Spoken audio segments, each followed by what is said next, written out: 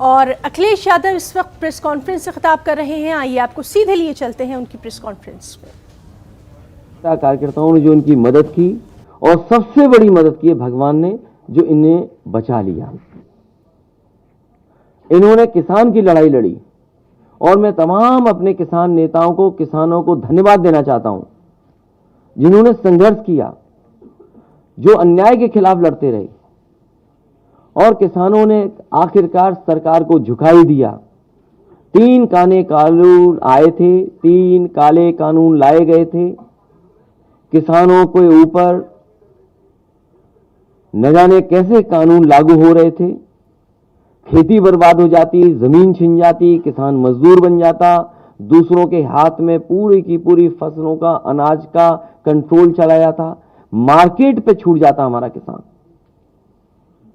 किसान शहीद हुए, जान गई, आंदोलन किया, झूठे मुकदमे लगे, परवाह नहीं की और उस आंदोलन को लगातार चलाते रहे। अंततः वोट के लिए भारतीय जनता पार्टी ने तीनों किसानों के काले कानून वापस लिए।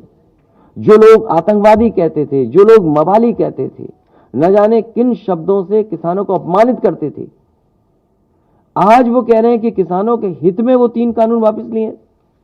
इसलिए समाजवादी पार्टी ने तय किया है कि हम अन्य संकल्प लेते हैं कि जिन्होंने किसान पर अत्याचार और अन्याय किया है उनको हराएंगे और हटाएंगे।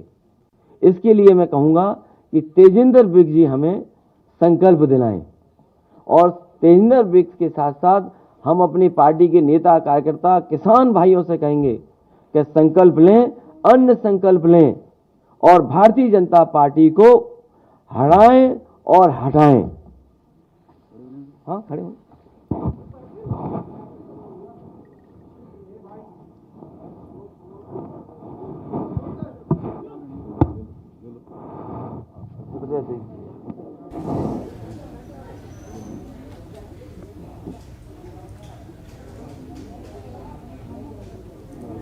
अनाज, गेहूं और चावल आप भी ले सकते हैं।